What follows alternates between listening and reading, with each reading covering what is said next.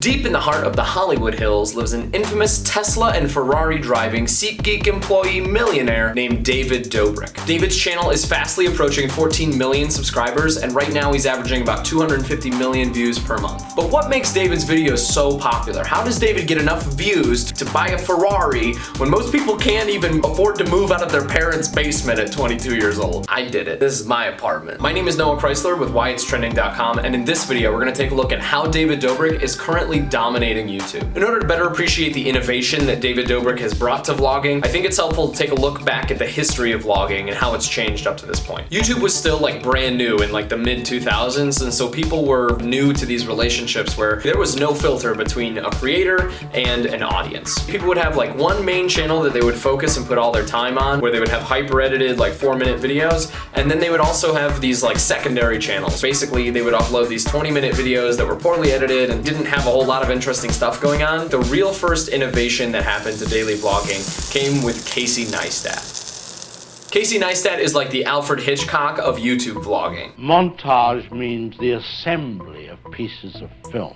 which, moved in rapid succession before the eye, create an idea. Today I'm here with Casey Neistat. Let me give you a quick intro. Casey is my favorite vlogger on YouTube about 2 years ago, and then I started and I just took over. That was a joke. That would be funny if it wasn't the truth. Casey saw other vloggers using YouTube as a platform to share their life experiences, and he brought this background of film knowledge to YouTube in a way that people had not done before.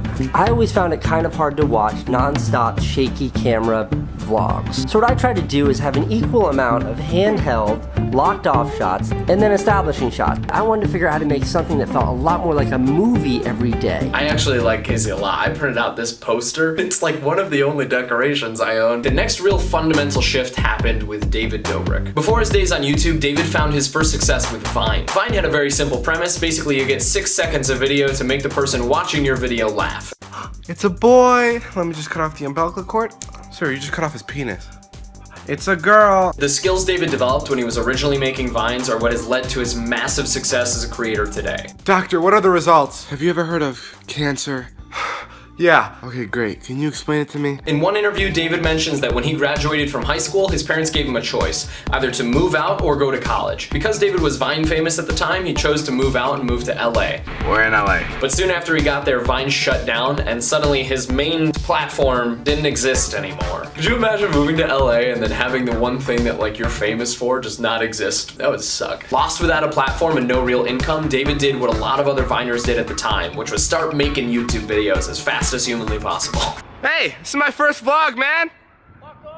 So now all of a sudden you have this like 6-second like comedy ninja who's now on a platform where the average video is about 10 minutes long. And that kind of creates this perfect storm for David to once again innovate on the vlogging formula. Guys, we're filming a bit here with Dom, and I don't know if you remember, but the D's Nuts guy just keeps riding by saying his catchphrase. Oh shit, he's on his way back, he's on his way back. These nuts got him! So cool, how did David innovate on Casey Neistat's vlogging formula? Basically, he took all of the things that he really loved about Casey Neistat's videos, put them all together, and then he cut everything else. All the fancy staged shots, he just got rid of those. All of the drone footage, he got rid of that too. He didn't really have a very strong focus on story, and he basically eliminated everything that he didn't find entertaining. Bye, Jason's parents. My mom is nothing but nice to you. There are two things that make up the majority of the shots in David Dobrik's vlogs. Number one are actual jokes with actual setups and actual punchlines, and number two are people being strongly emotionally affected by situations. One interesting thing to note is that when David spends a lot of money, it's either for a joke or to impact someone emotionally. Dude, what a fucking rush. That is absolutely insane. Wow, what did that feel like? It was the most incredible feeling in the world. Are you crying? I've been crying for the last 15 minutes. He doesn't have any problem with going out and buying someone a new car for about a couple minutes of vlog footage. David's content formula is very simple. Basically, film a bunch of stuff and then just include the best parts. And although that's simple, that doesn't mean it's easy. Every vlog I cut down to 4 minutes and 20 seconds. It starts with like 2.5 hours of footage. So it's like getting that down, and then you pick the best bits and you throw out all the rest and you do it again the next day. In order to get that footage, David basically structures his life in a way to happen to be around jokes and emotional reactions. Here are some of the ways that David maximizes jokes in his content. First, you'll never see him alone. He's always with friends. That's kind of like crazy different from people like Casey Neistat, who basically would make one-man vlogs all by himself. I've been around you for the production of your vlog. Yours are harder to make than mine are. Yours require like other people and moving parts and like That's what I like about yours, because you can do it by yourself. I'm here in New York by myself and I'm crying to my friends that they're not here to film with me. David thinks about footage for his vlogs in different bits. These bits can range from simple jokes to elaborate and expensive sketches. Another thing is that you'll only really see David with people who he thinks are really funny. He actually met Jason Nash after seeing a stand-up set that he did, and after that he hired him to be in his vlogs. Like, most of the vlog is him and Jason just screwing around, and it's really great. In order to maximize emotional reactions, David does a ton of stuff. Happy birthday, Natalie. No. I can't breathe. Check this out. Welcome to David's vlog. I have a actual phobia, like no joke, dead ass phobia of caterpillars. I hate them.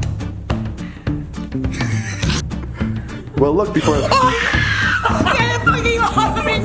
Once he has that footage, David does a couple different things that are strategically different than other YouTubers out there. He kind of just totally cuts out story. I think one of his unspoken philosophies is that, you know, if you're getting all of these jokes and reactions, the story just kind of naturally comes. He just shows you what happens. David's videos are all 4 minutes and 20 seconds long, and although that's like a really funny inside joke with his audience that, you know, like weed, it also serves as a really important reminder to him, like, hey, cut out everything that's not important. Cut the bad stuff. But all of those things pale in comparison to David's one main advantage during post-production, and that is using iMovie. David Dobrik has basically made his entire career using the free software from Apple, iMovie. That's crazy. People laugh all the time at iMovie because it's really, really simple. Basically, you can cut up clips and put them together. And that's exactly what David uses it for.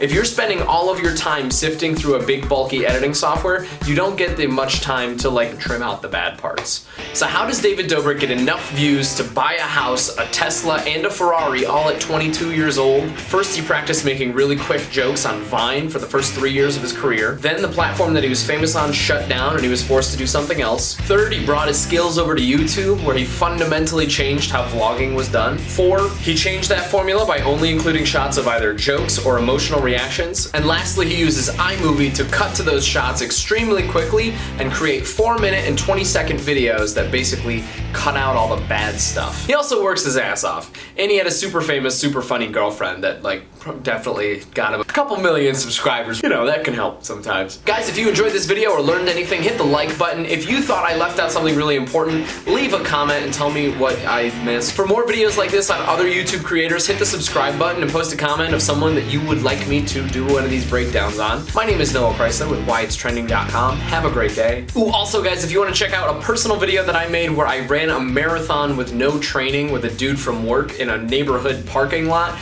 you can check that video out right here. It took a long time to do, and my body still hurts from that. So, I don't know, go check that out if you want. Okay, have a great day.